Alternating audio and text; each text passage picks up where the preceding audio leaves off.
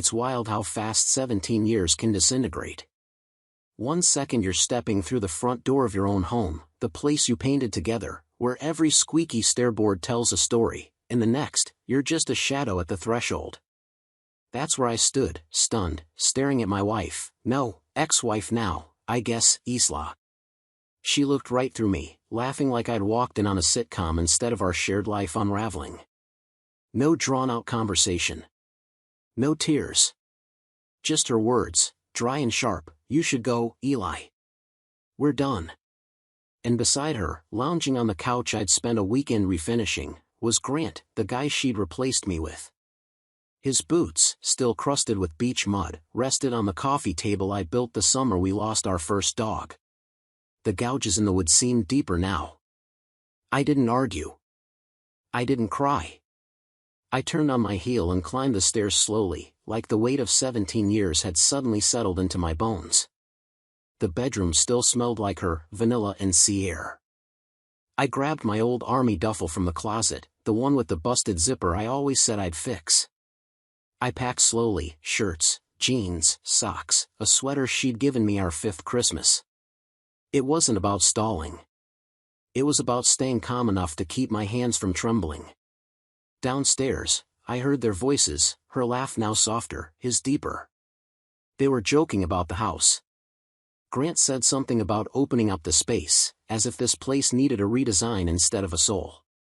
I zipped the bag, took one long look around the room, and headed down. Isla was pouring a glass of the Pinot I bought for our anniversary last month. She didn't even flinch when I passed her.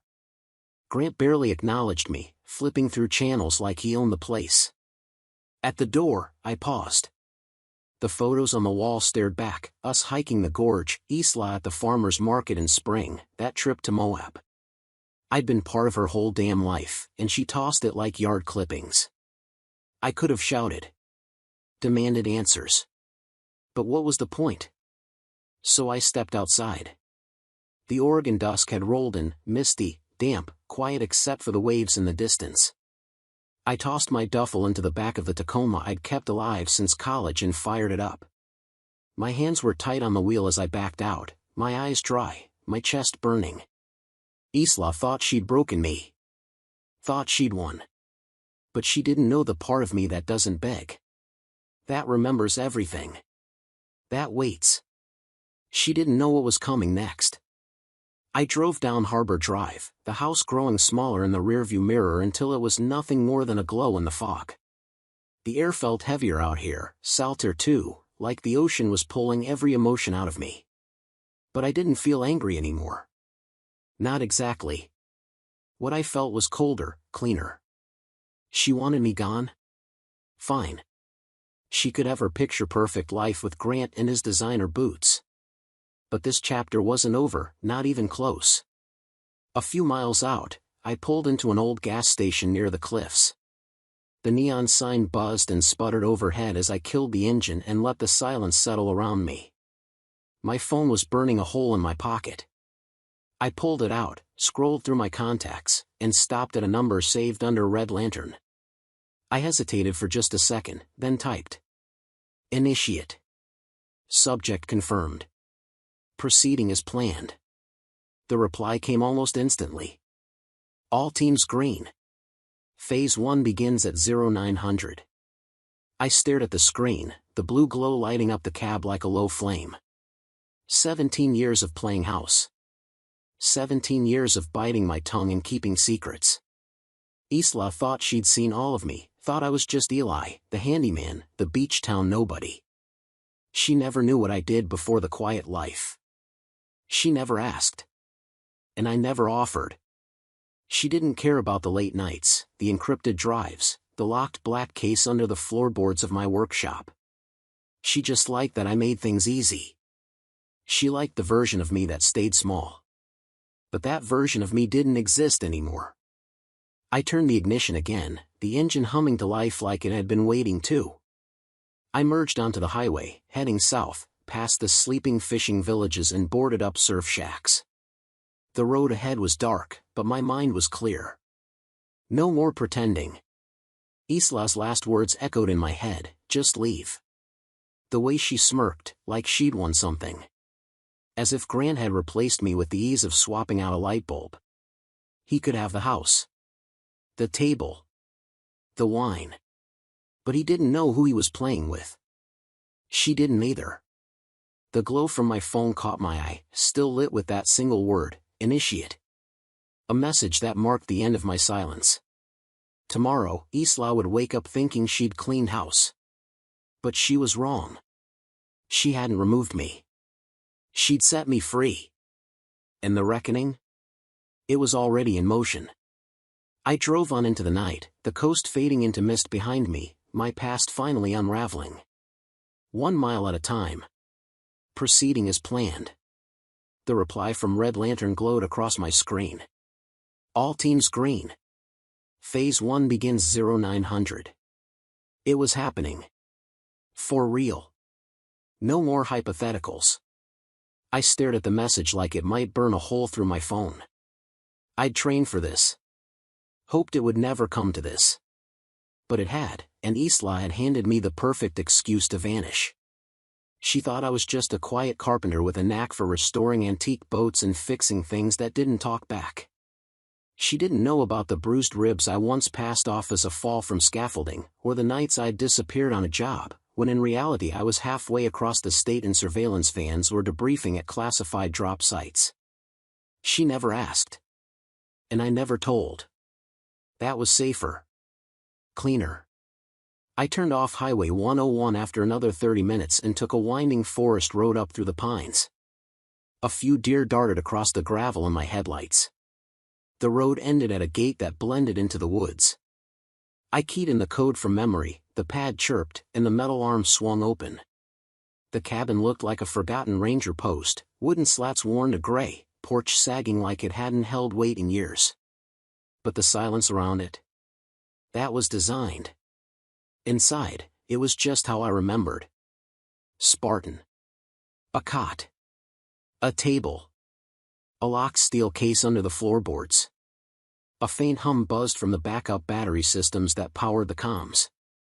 I set my bag down by the wall and stood for a moment, listening to the crickets outside. The air smelled like cedar and moss, and for the first time in hours, I let myself exhale.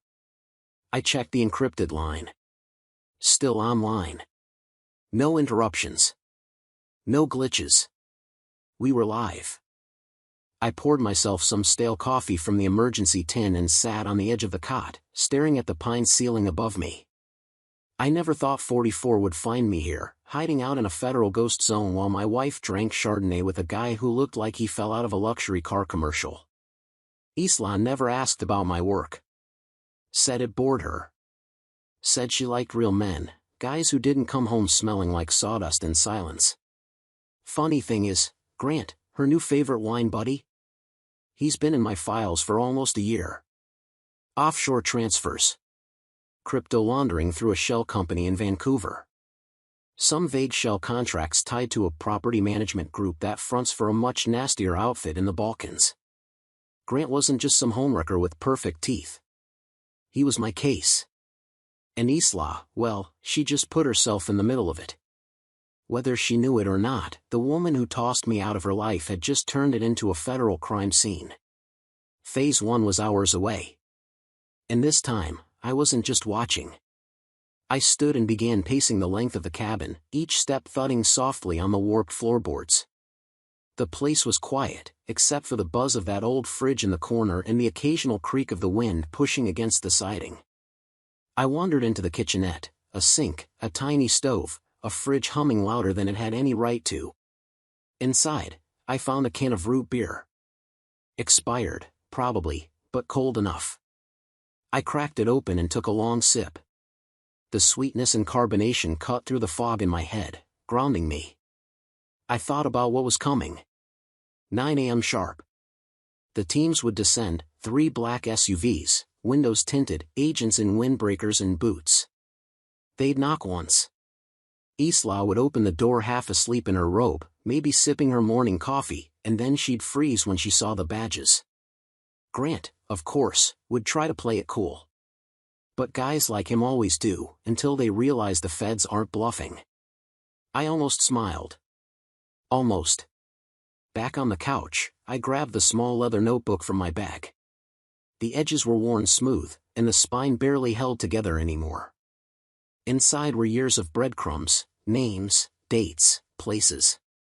Just enough to trigger what I'd stored upstairs. I flipped toward the back and landed on a page with a single note scrawled months ago, G.L. Grant Lohrman. I'd tagged him long before Isla decided he was her midlife epiphany. He popped up in a case file under a false LLC, moving crypto through land deals that never broke ground. I'd marked him and then waited until he showed up in my own living room. I tapped the page lightly, staring at those initials. Isla thought she'd thrown me out of my life like trash. She thought she was starting over. What she didn't know was the game had already begun, and I wasn't the one being played. I set the notebook down and checked my phone. No new alerts. Good. That meant everyone was in position. No screw-ups. No surprises. I leaned back, letting the safe house hold me in its cold silence. The fridge still hummed. The wind rustled the trees outside. My eyes closed for a second, not from exhaustion, but from clarity. She never knew who I was. Not really. And now, she'd learn. I crushed the empty can in my hand and tossed it in the trash. Then I stretched out on the couch, one arm tucked under my head. Sleep wouldn't come easy. But I didn't need it. I'd waited long enough. When I woke, the cabin was freezing. The kind of cold that seeps past the skin and coils around your bones. I sat up slowly, blinking at the faint gray dawn leaking through the blinds. 6:47 a.m. Just over 2 hours until Phase 1. It was almost time. GL. Today was the day Grant Lohrman would finally go down, and Isla with him, whether she realized it or not. I stood and stretched, my spine cracking like dry timber beneath a boot. The cabin smelled like damp cedar and stale air, but it had done its job. I moved into the kitchenette, filled a chipped mug with cold water, and downed it in a few gulps. No coffee in the safe house, not the kind of place you stocked with comforts. Didn't need it anyway. The adrenaline had already kicked in, clear and sharp like mountain wind. I checked my phone. 7:12, Red Lantern, team in position. Rendezvous 0800. Black safe confirmed. Perfect. Everything was running smooth. I tapped out a quick reply. En route. Boots laced, jacket zipped, I grabbed my keys from the hook and stepped outside. The cold punched me in the chest, Oregon spring still clinging to its winter breath. Birdsong drifted through the trees, distant but steady. The truck sat in the gravel drive, dew frosting the windshield. I fired up the engine and let it idle, wiping the glass clean with the sleeve of my flannel. It was a short drive to the rendezvous, 20 minutes to a decommissioned warehouse at the edge of Coos Bay. No signage. No cameras. Just another shadow in the Bureau's playbook. As I turned onto the dirt road, tires crunching over gravel, my mind pulled me back. Last night, Isla's laugh floating through the window, Grant's smug silhouette slouched on my porch. 17 years I gave that woman. Built her a home with my hands, with real wood and good intentions. And she threw it all away for a smile and a sports car. But that wasn't the part that stung. Not really. It was the twist of fate. Because her new soulmate? He wasn't just some guy from her yoga class. He was my case. I'd spent the past 3 years chasing Grant Lohrman through a financial labyrinth so deep you'd need sonar to reach the bottom. A hedge fund puppet on the surface, slick hair, custom suits, yacht club laugh. But underneath? He was moving millions for international syndicates. Dirty crypto. Forged art. Real estate fronts in Montenegro. A glorified mule dressed like GQ. We'd been close before. Real close. Then 6 months ago, Isla walked in with him on her arm. "This is Grant," she beamed. "My soulmate." I nearly choked on my beer. But I said nothing. Couldn't. Wouldn't. She thought I was a quiet fixer. An overpaid government analyst with bad coffee and a boring commute. And I let her think that. Because the truth? The less she knew, the better. For both of us. But I never thought Isla would get tangled up in it like this. I rolled into the warehouse lot at exactly 7:58 a.m., gravel crunching beneath my tires. A neat line of black SUVs was already parked along the fence line, the early sun glinting off their hoods. Rowan was leaning against one, cigarette dangling from the corner of his mouth, looking like he hadn't slept since Tuesday. "Morning, sunshine," he muttered, flicking ash without looking up. "You look like hell." I shrugged. "Didn't get much sleep." "Didn't think you would." Inside, Director Keller stood at a folding table surrounded by screens, topographical maps, and a thick file stack labeled G. Lorman, active. He was in his 60s, silver hair cropped tight, the kind of guy who could freeze a room with one glance. No wasted words. He looked up over his glasses. "You sure about this?" he asked. "She's your wife." "Was," I said, voice flat. "She made her choice." He gave a simple nod. Not sympathy. Just confirmation. Rowan clapped a hand on my shoulder. "Let's bury this bastard," he grinned. I didn't smile, but something inside me stirred, steady and cold. This was more than a takedown now. This was closure. We went over the final sweep. Surveillance had Isla's house covered, front, back, alley. Agents were staged 2 blocks out, ready to move at 0900 sharp. Another team would raid Lorman's fake investment firm downtown. We had full access to his accounts, shell company ties, audio of him boasting about laundering money through offshore art brokers in Croatia. I built this case from the ground up. 3 years of patience, long nights, silent tracking. Every piece was about to fall. Keller handed me a headset. "You're on feed control. If it gets messy, call the play." I slid it on, feeling that old rhythm return, calm, crisp, surgical. This was where I thrived. I thought about Isla as we loaded into the van. She'd never seen this part of me, the man who dismantled cartels and outplayed billionaires laundering blood money. To her, I was just Eli, who forgot trash day, who came home quiet. She never asked about the burner phones. Or the nights I came home shaking from something I couldn't explain. And now? Her perfect man, her Grant, was dragging her headfirst into a federal storm. She couldn't talk her way out of this. The van door slammed shut behind us.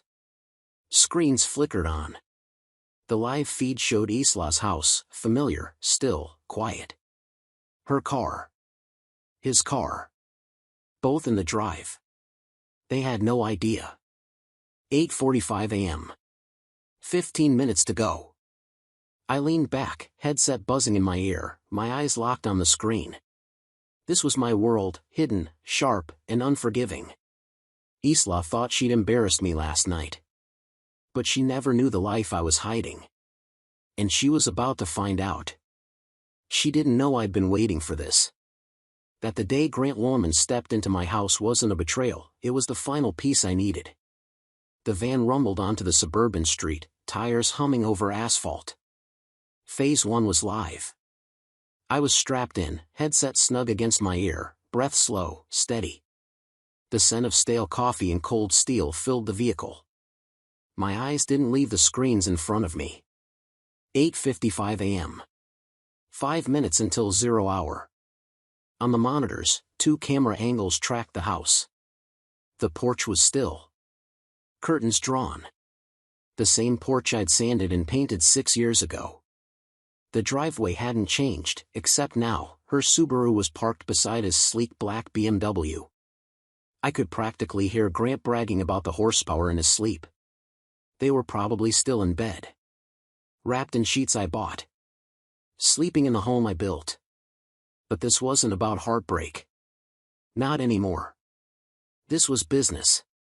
Static buzzed in my headset. Rowan muttered about local traffic. Then a voice cut in, crisp and controlled. Team Alpha in position. Team Beta, downtown office secure. Awaiting go. I took a deep breath, my voice calm. Execute. The screens shifted instantly. 3 black SUVs roared into view, tires biting into pavement. Doors flew open and agents emerged, moving with precision. 2 swept toward the front door, 2 curved around back, 1 perched at the corner for visual lock. Agent Torres, tough, methodical, pounded the door. FBI. Search warrant. Open up. Nothing. Then a flicker, curtains shifted. Isla's face, wide-eyed, half asleep, peered through the slit.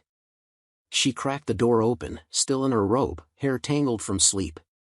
What's happening? She asked, voice trembling. Torres didn't flinch. FBI. Warrant. Step aside. He moved in. She stumbled back, clutching the robe tight to her chest. Seconds later, Grant appeared at the top of the stairs, shirtless, bleary. What the hell? Then he saw the vests. The badges. The weapons. And the blood drained from his face. He turned. Bolted. Rookie mistake.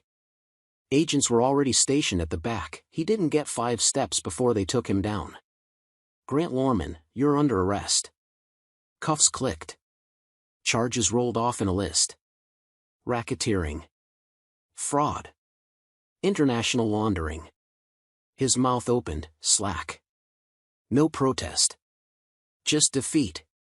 Isla's voice broke through the audio, rising sharp and shrill. What the hell is going on? Somebody tell me, Eli. She was looking around, panic in her voice. But I didn't answer. Not yet. She was finally seeing the world I'd kept from her. The one she thought she was too good for. And now? She was part of it. She spun in place, barefoot on the hardwood, watching as agents swarmed through the house, her house, tearing through drawers, flipping cushions, unzipping bags, tagging evidence. Nobody answered her questions. They didn't have to.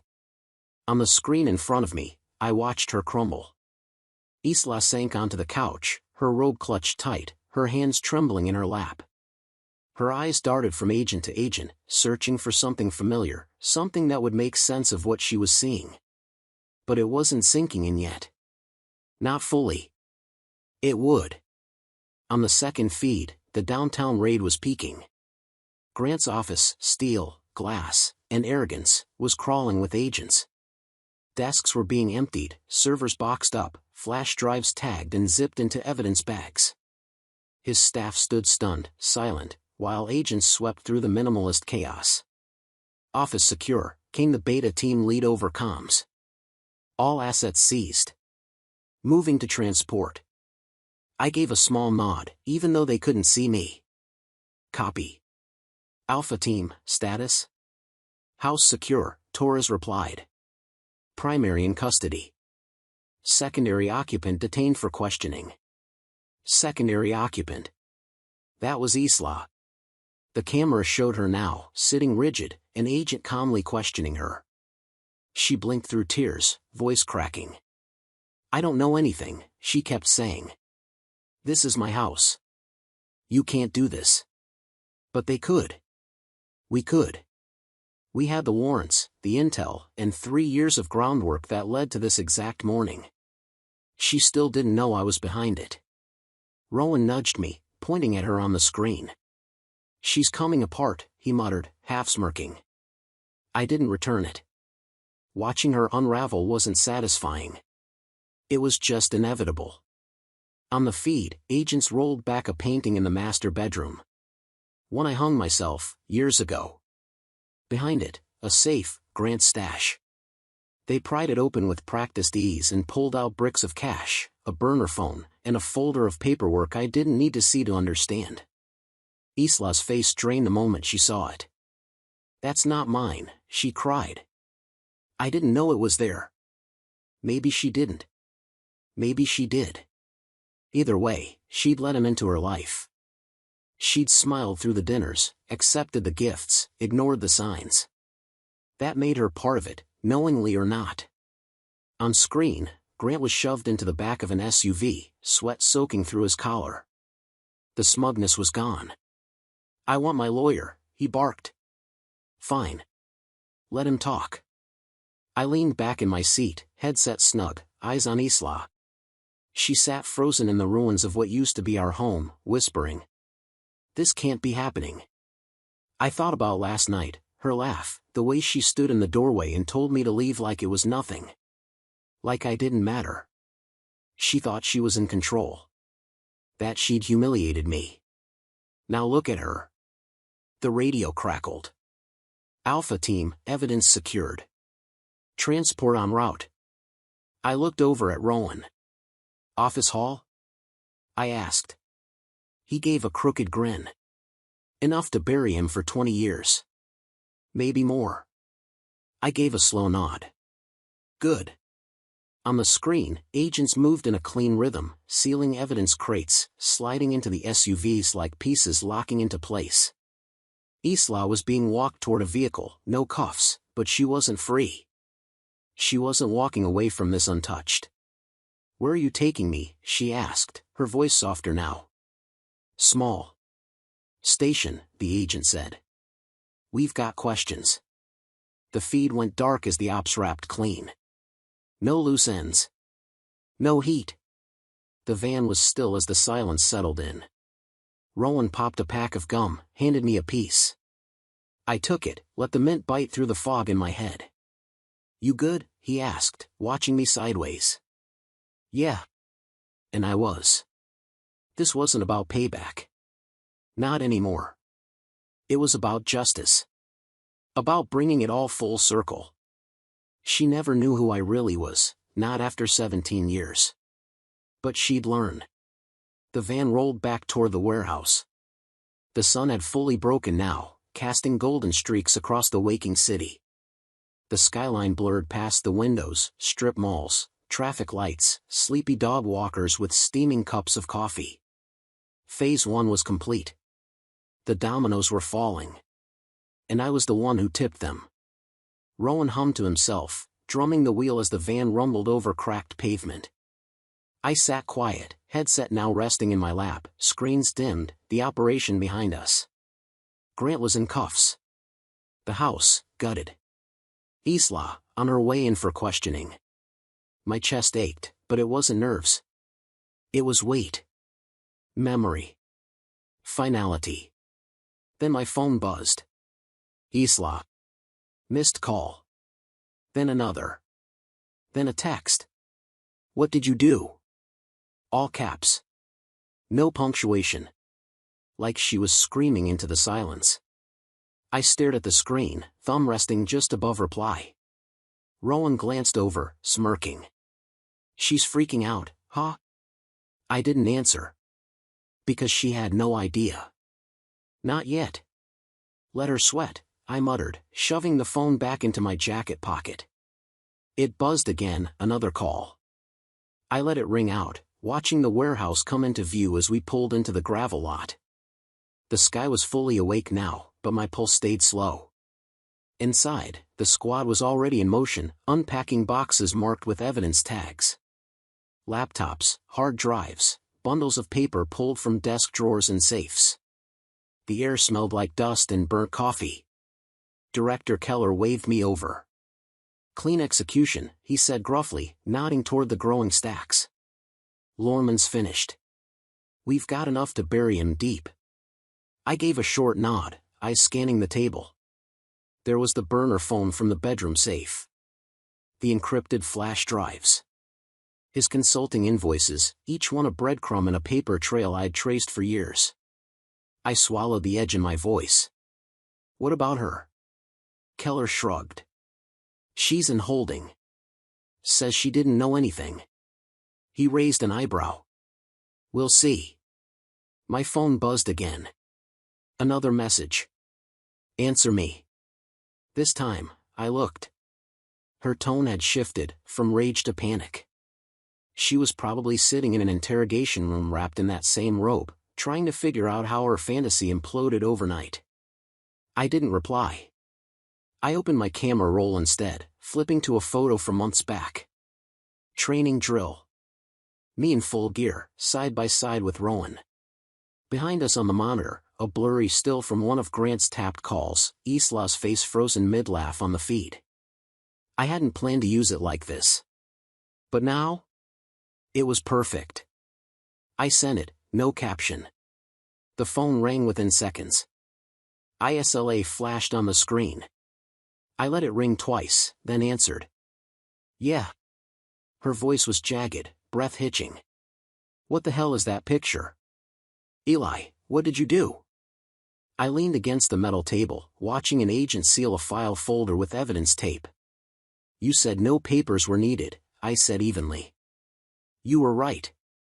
She started to speak, voice rising, but I ended the call before she could twist it into something else. Silence. For the first time in years, it felt like mine. Rowan wandered over, still chewing gum. She get the message? He asked, grinning. She's getting there, I replied, sliding the phone into my pocket. He chuckled. Man. You're cold. I didn't answer. Cold wasn't the word. I wasn't trying to break her. Not really. But after 17 years of invisibility? I wasn't explaining myself now. She'd see everything. On record. Under oath. And for once, she'd finally understand. Keller called us into the briefing room, a tight space with a scuffed whiteboard, metal chairs, and the faint smell of stale coffee. The monitors were already playing muted footage from the raid on Isla's house, looping through entry and seizure angles. Lohrmann's in processing, Keller said, tapping the top of a file folder. Already talking. Trying to cut a deal.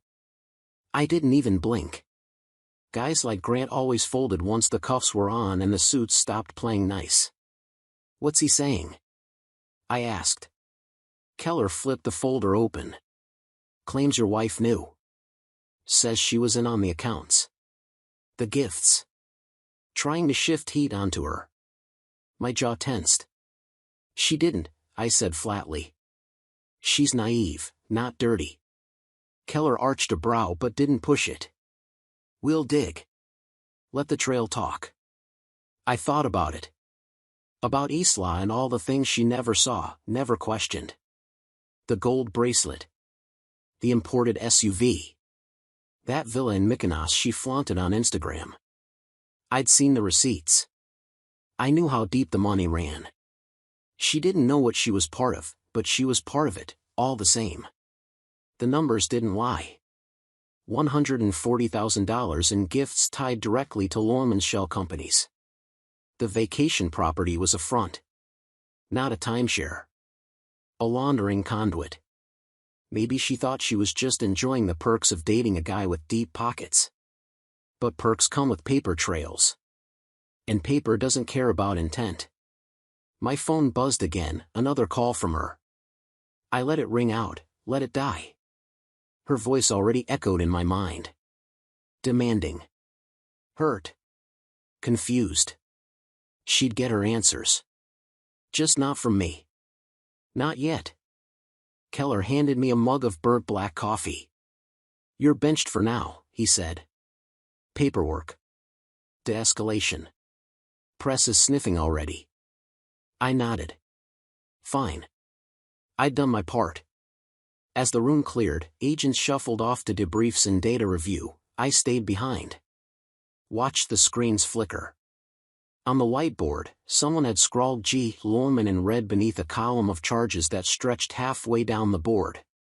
My marriage had died a long time ago. But this was the funeral. Isla thought she'd stripped me bare last night. Thought she saw the whole man. But that photo I sent? That was the real me. And she never even tried to look. She'd call again. And maybe next time, I'd answer. But not yet. For now, the silence was mine. It was only just beginning. The warehouse had quieted, the morning's buzz faded as the team moved on to their next tasks. I stayed behind in the briefing room, alone now, the fluorescent lights humming softly overhead. The whiteboard still glared back at me, G. Lohrmann scribbled in thick black marker above a cascade of felony charges. My coffee had gone cold, but I sipped it anyway. The bitterness anchored me. My phone sat face down on the table, silent for the first time in hours. Isla had stopped calling. Maybe she'd finally burned herself out. Or maybe she was still in holding, surrounded by questions she wasn't ready to answer. Either way, I didn't care. Not in that moment. I leaned back in my chair, eyes drifting toward the file Keller had left behind, Grant's whole world, dissected and catalogued, boxed and sealed. My work. 3 years in the making. The door creaked. Rowan leaned in, chewing gum as usual. "Interrogation starting," he said. "Lorman's in room 3. Torres is already in."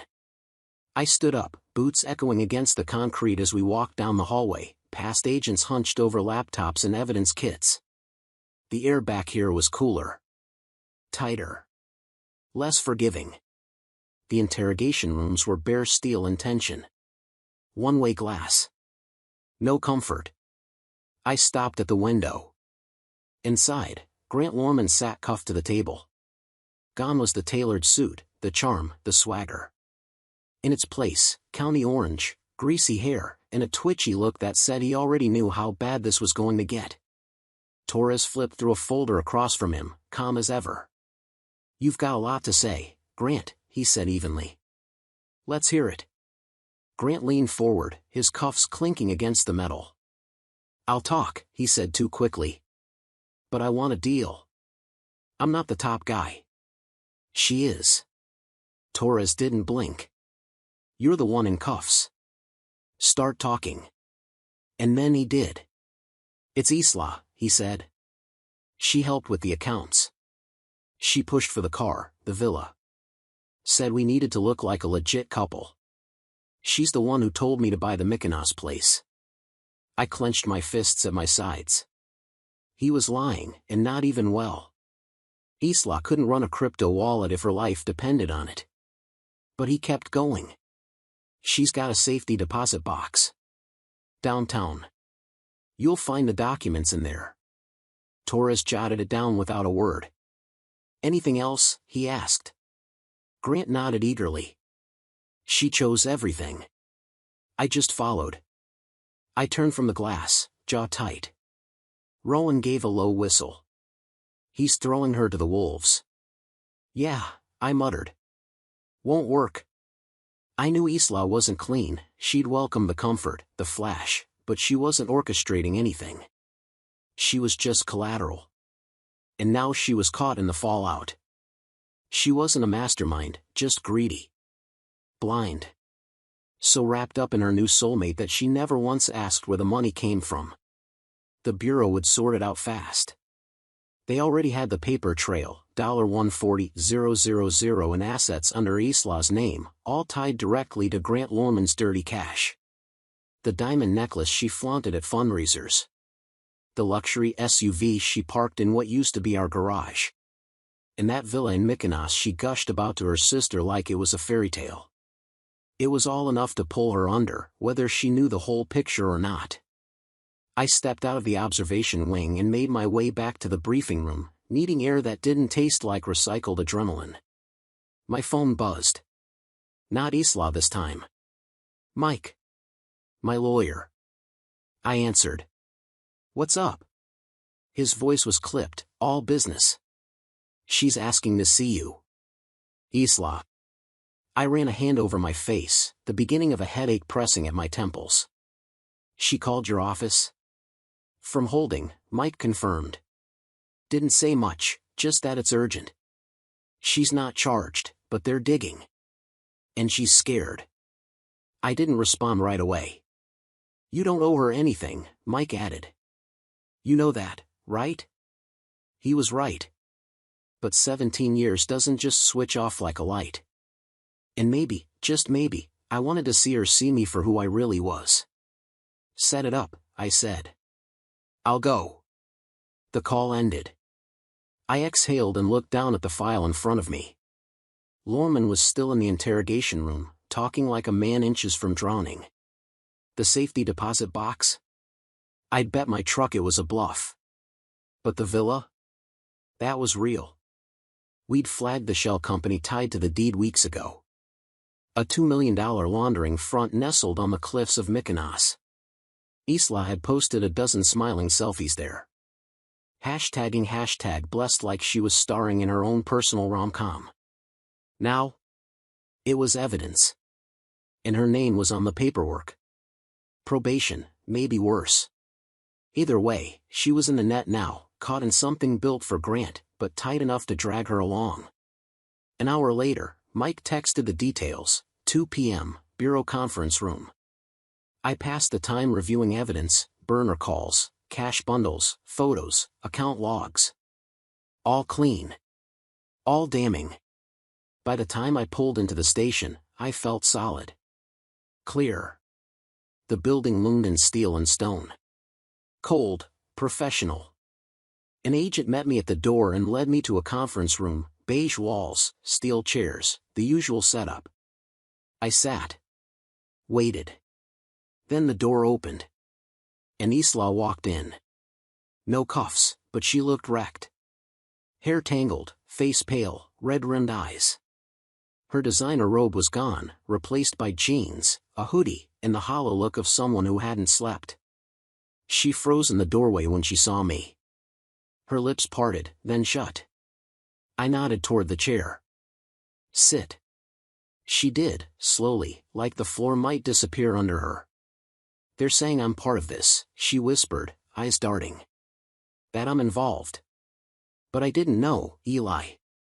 I swear I didn't know. I said nothing. Just watched. She fidgeted, wringing her hands before finally leaning forward. It was you, she said, voice cracking. The raid. The arrest. It was you. I nodded once. Yeah. Tears swelled in her eyes, slipping past her lashes as her jaw tightened. Why didn't you tell me, she asked, broken. Who you really were? I leaned back, my tone flat. You never asked. She blinked, stunned. You never cared. And there it was. The truth, clean, final. She stared at me, shoulders shaking. Her fingers clenched together on the table. The conference room smelled like old carpet and cheap coffee, cold in that way all bureau spaces are. The silence between us was loud. I cared, she said, but it came out weak, like even she didn't believe it. She swallowed, I didn't know it was this. FBI? Surveillance? You're not, you were supposed to be some desk guy. An analyst. An accountant. Her voice cracked higher, like she was trying to shift the blame. Like this was somehow my betrayal. I didn't react. I told you I worked for the government, I said, calm and deliberate. You filled in the blanks you wanted to hear. She shook her head, fast and loose, like she could toss the truth aside. That's not fair. You lied. I leaned forward, folding my hands on the table. My voice didn't rise. I didn't lie, I said. I protected you. I kept you out of it. Then I paused, let it land. Until you let him in. Her face buckled at that. I didn't need to say Grant's name, she knew exactly who I meant. The weight of it dropped between us, heavy and final. She'd made her choices. Worn the gifts. Slept in his villa. And now she was sitting in a bureau interrogation room, crying in a hoodie that probably wasn't even hers. And for once, I wasn't the one keeping secrets. She was. And I already knew them all. I didn't know who he really was, Isla whispered, eyes fixed on her trembling hands. He was kind. He listened. Her voice cracked. You were always distant. Distant. The word hit me, but it didn't hurt. She wasn't wrong. I'd been gone more nights than I could count. Missions, briefings, field runs I could never explain. There were walls I had to build, lines I couldn't let her cross. I thought I was protecting her. And I had tried. Fixed that damn leaky roof she kept complaining about. Paid every bill. Listened to her drone on about her sister's wedding drama and those boutique sales she loved. But somewhere along the way, she stopped seeing it. Stopped seeing me. You wanted a soulmate, I said, voice even. You found one. That shattered something in her. She broke down fast, full-body sobs, like the kind that come too late to change anything. I didn't mean for this, she gasped between tears. The money, the gifts, I thought he was just generous. I didn't know it was criminal. And I believed her. Mostly. Isla wasn't a mastermind. She'd barely passed geometry, let alone launder money through offshore trusts. But she took it all anyway, let herself be swept up in luxury, distracted by shine. Greed didn't need brains. Just willingness. They're saying I could go to jail, she cried, looking up at me with those wide, wet eyes. You have to help me. I didn't flinch. I can't. Simple. Final. You're in it now. There's evidence. Your name's on the villa, on the wire transfers. You took his money. She shook her head wildly.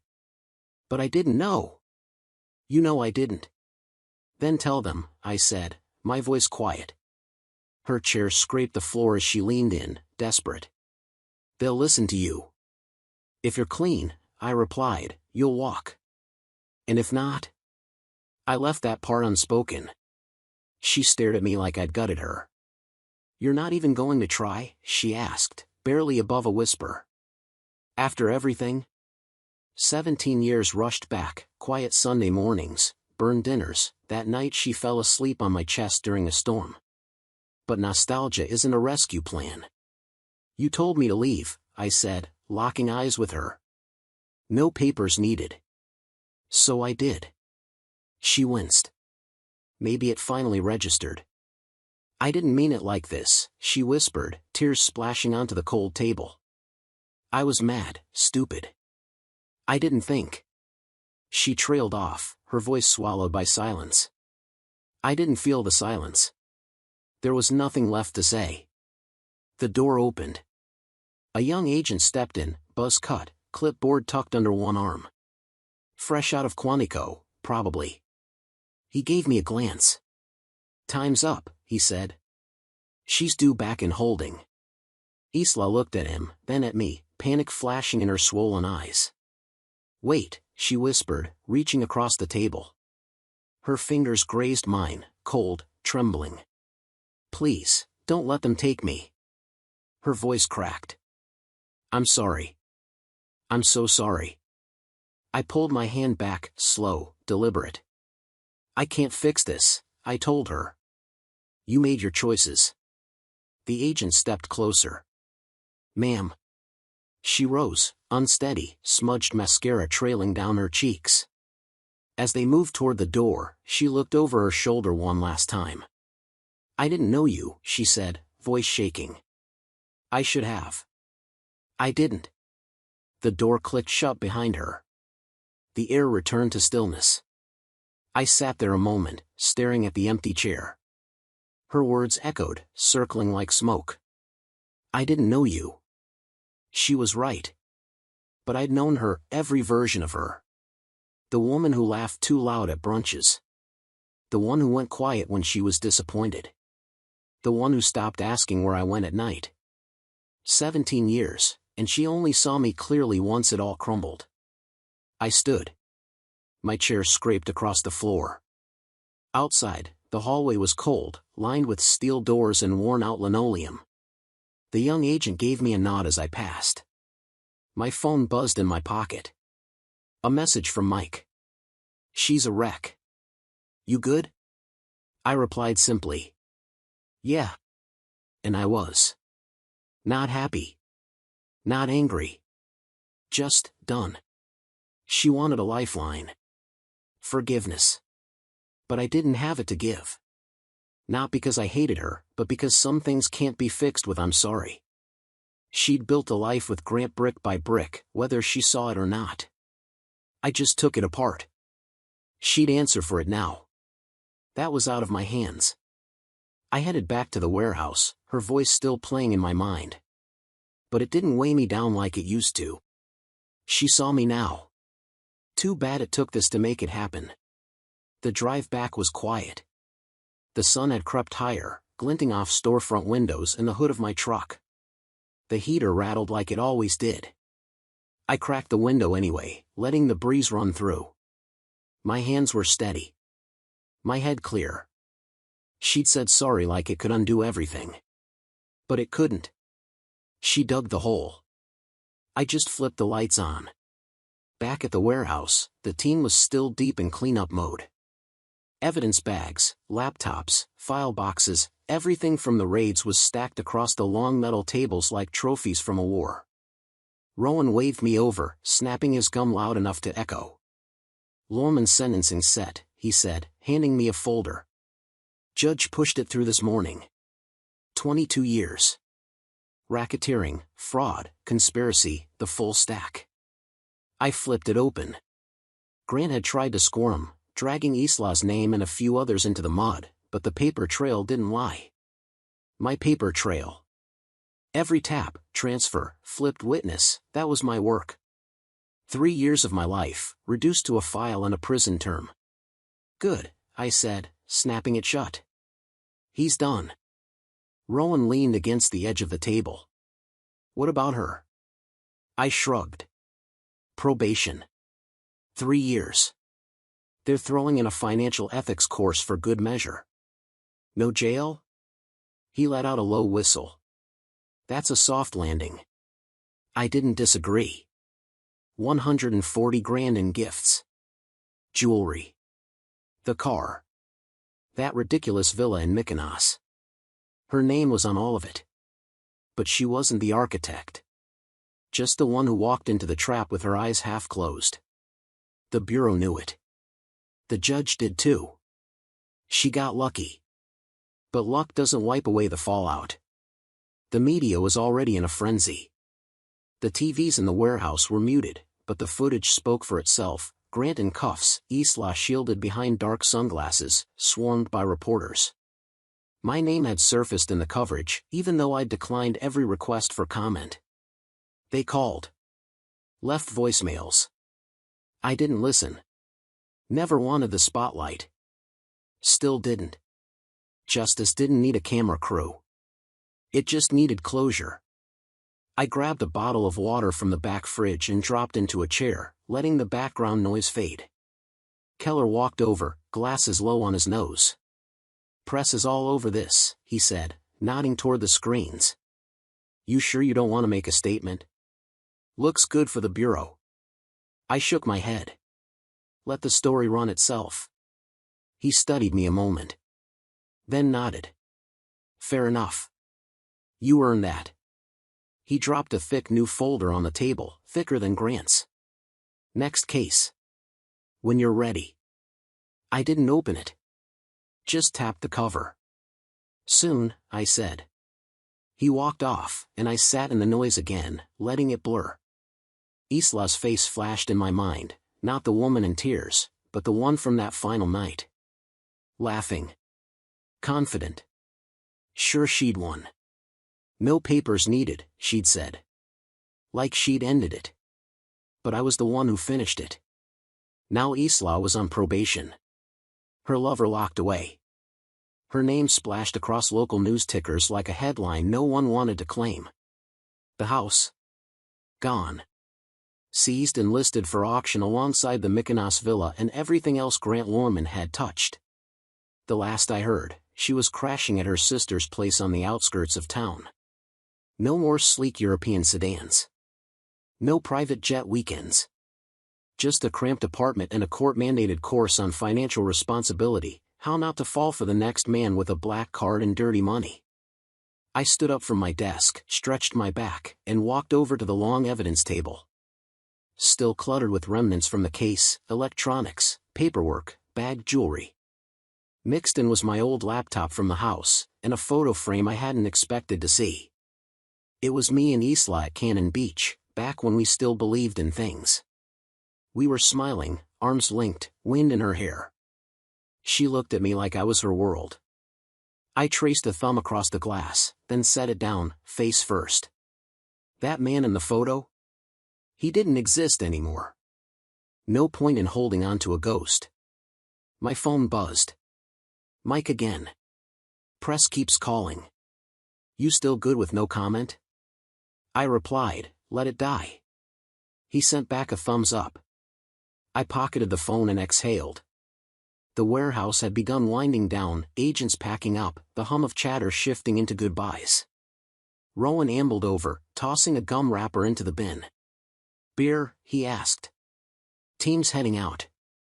Keller's even buying the first round. I hesitated, then nodded. Yeah. I'm in. We walked out together just as the sun dipped beneath the rooftops, the sky burning orange across the Portland skyline.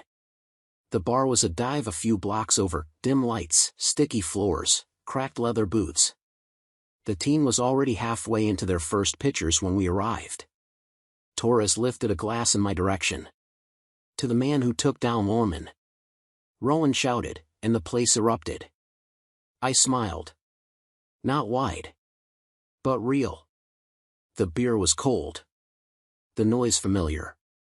And for the first time in months, I wasn't buried in silence. No disguises. No locked drawers. Grant was gone.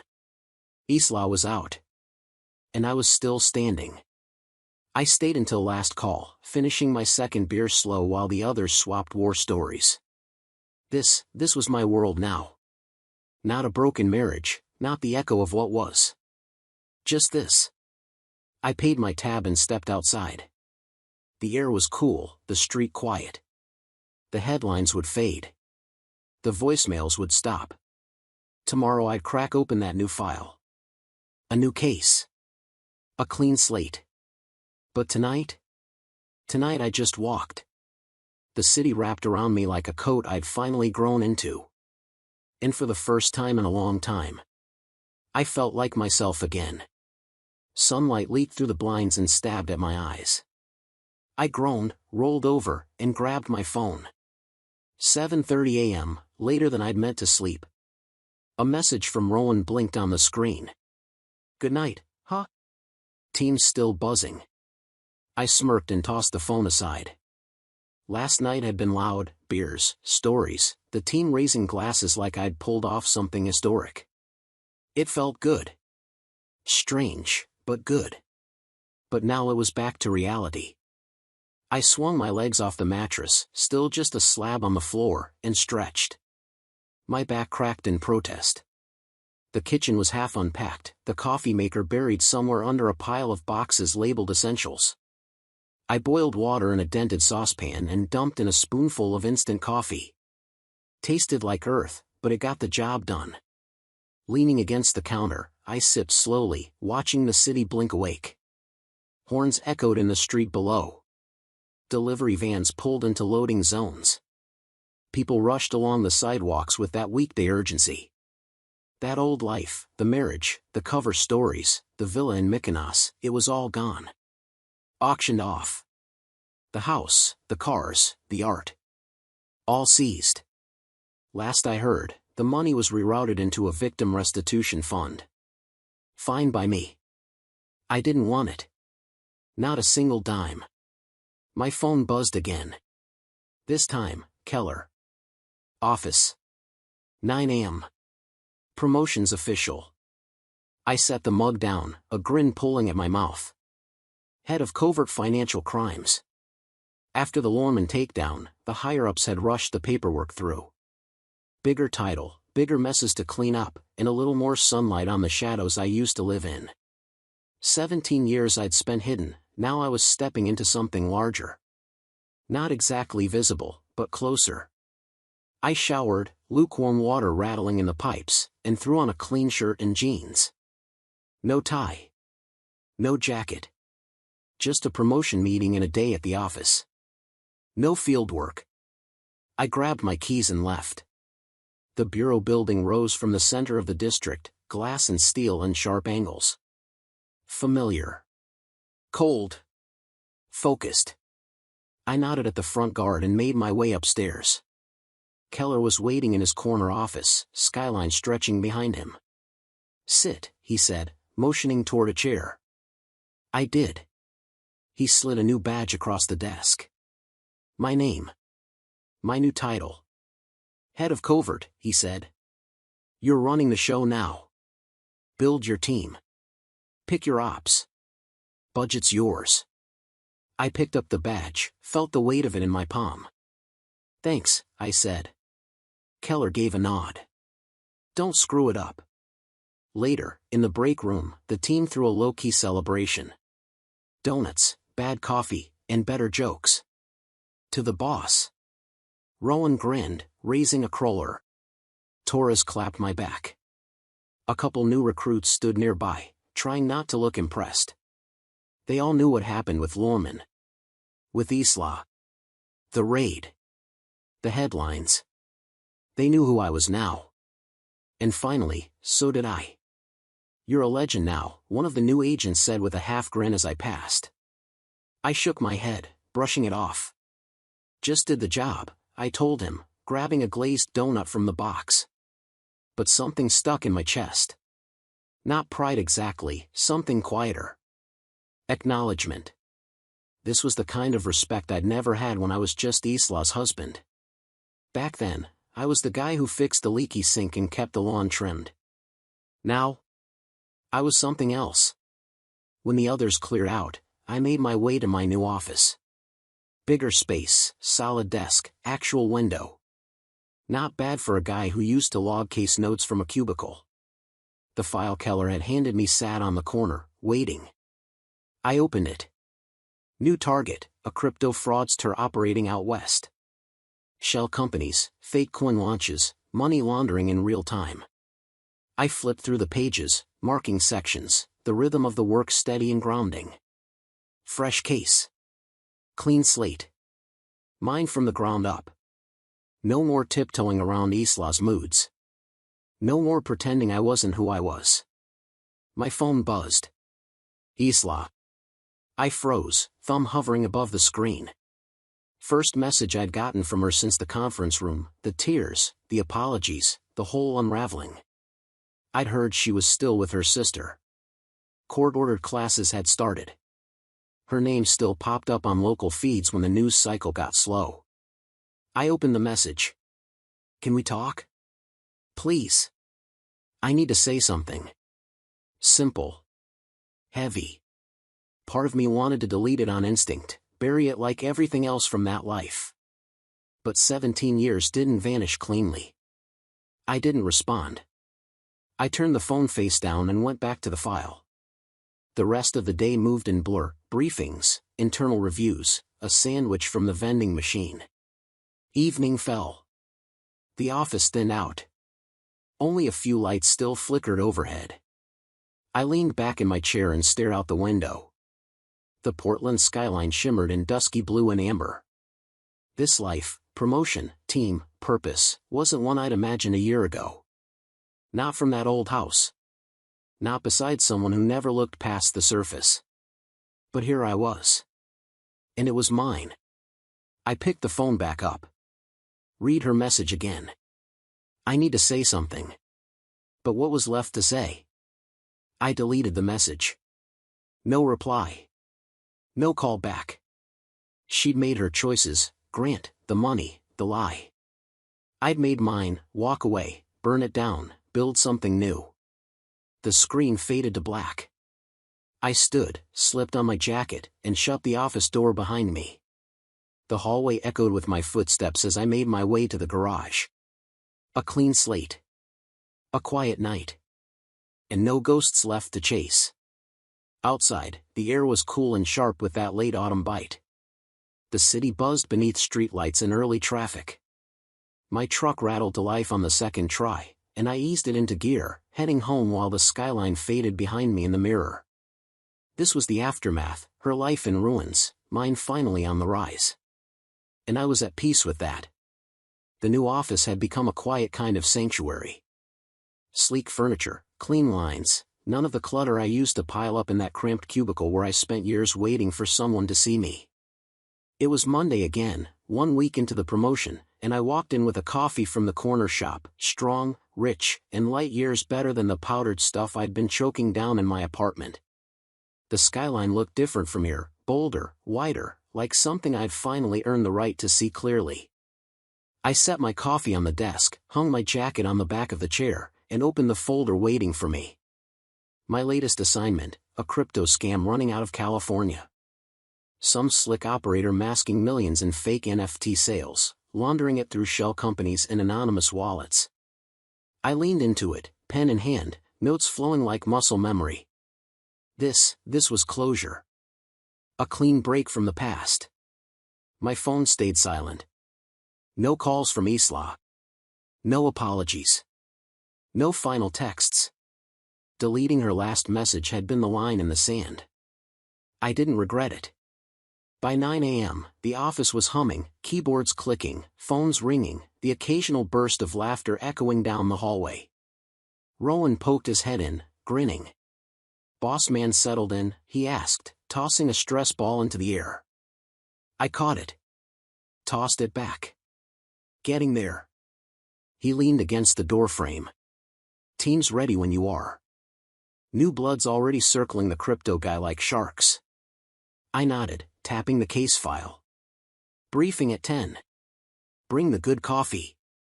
He gave a mock salute and disappeared. I liked this. Leading from the front. No masks. No double life. Just the work. I took a sip, the coffee warming my chest, and dove deeper into the file. Bryce Digital Arts. Encrypted transactions. Layered shell accounts. Messy. But I'd untangled worse. Reed Lorman had been proof of that. At 10 sharp, the team filtered in Rowan, Torres, two rookies with restless energy and sharp eyes. I stood at the whiteboard, marker ready. "Target's name is Ethan Bryce," I began, writing it across the top. "Age 34. Lives in LA, runs a front called Bryce Digital Arts." I turned, looking each of them in the eye. "He's moved $8 million through fake NFT sales. But it goes deeper. I want eyes on his transactions, his associates, his lifestyle." They nodded, pens moving. Focused. Rowan raised an eyebrow. "Another read?" I shook my head, smiling faintly. "Smarter. Quieter. But just as dirty." We moved slow. Built it tight. The briefing stretched for an hour, questions flying, timelines forming, early leads tossed across the table like cards in a game we knew how to play. By the end, that old fire had returned. Not adrenaline. Something cleaner. Sharper. Purpose.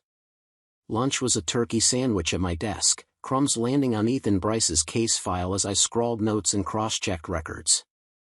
The afternoon blurred into a string of phone calls, emails, and quiet favors, pushing for warrants, tapping known sources, pulling threads on shell companies tied to Bryce's operation.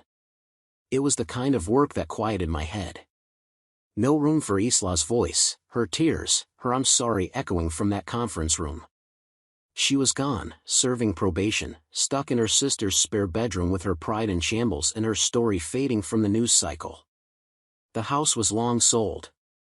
The villa? Liquidated.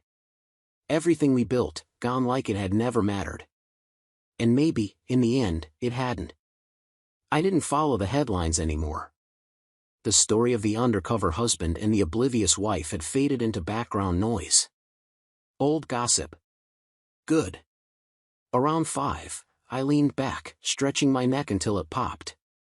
The office was thinning out, the end-of-day lull settling in. I grabbed my empty mug and headed to the break room. Torres stood by the vending machine, smacking the side until a candy bar dropped into the tray. "Solid first day, boss?" he asked, biting off a grin. I rinsed out the mug. "Yeah. Solid start." He ripped the wrapper open and shrugged. "Heard Lorman's filing an appeal." "Let him." I dried my hands. "He's done." Torres nodded. "Damn right." Then he headed out, still chewing. I lingered a moment. The break room was quiet except for the soft drip from the sink. Reed could scream about justice all he wanted, 22 years wasn't moving. The case was airtight. He was history. Back in my office, I packed the case file into my bag, slid into my jacket, and shut off the lights. Outside, the city glowed with that golden hour haze, buildings catching fire in the last light of day. I locked the door and took the stairs down alone, my boots echoing in the stillness. The truck coughed to life. The ride home was smooth, traffic light, the radio murmuring some indie track I didn't recognize. When I stepped into my apartment, the only sound was the hum of the fridge. I dropped my gear, pulled off my boots, and poured a glass of water. No beer. No noise. Just peace. I stood at the window for a while, watching the street below. Dog walkers, headlights, someone jogging past in neon shoes. Isla's words floated back, no divorce papers needed. Just leave. I had. I'd left the marriage, the pretense, the version of me she never bothered to understand. She thought she'd won that night. But I walked away with something better, clarity. Dignity. A life that finally fit. That warrant I served on Grant? It wasn't just for him. It was for me too. My own closure. Didn't need a judge to stamp it. I'd signed it myself. I set the glass down, the case file waiting quietly in my bag. Another target. Another chase. Another chance to do what I do best. I laid back on the mattress, arms behind my head, staring at the ceiling of my bare apartment. No ghosts. No noise. Just me, the job, and the road ahead. My goodbye had already happened. This was everything after. And it felt right. If you followed me this far, you know my story isn't just about taking down a criminal or walking out of a broken marriage. It's about rediscovering myself, quietly, without applause. It's about walking away from what no longer fits, even when it hurts. I won't ask for your sympathy. But if something I've said, or done, or fought through has echoed in your own life, then I'll ask for your honesty. Drop a comment. Tell me what you walked away from. Tell me when you stopped pretending, when you finally chose yourself over comfort or expectation. Speak up, for you, for me, for the ones still buried in their version of my old life. And if you're still in that place, stuck in someone else's shadow, ask yourself this: what would happen if you let it all burn down and started again? You might just find freedom on the other side. To those who've read this and thought, damn, I've been there, thank you. Your eyes on this story matter more than any headline or news blurb ever could. If you've got a word for me, leave it below. Say what you wish someone had said to you when you were at your lowest. Because words, real ones, can change the course of a life. They did for me. And here's my advice to carry forward: don't wait for a crisis to wake you up. Don't wait for betrayal, for a crash, for someone else to decide when it's over. Take control while your hands still work.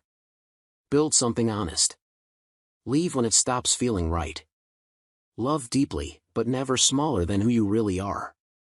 Because the world doesn't need more people pretending to be happy. It needs more people who are brave enough to mean it.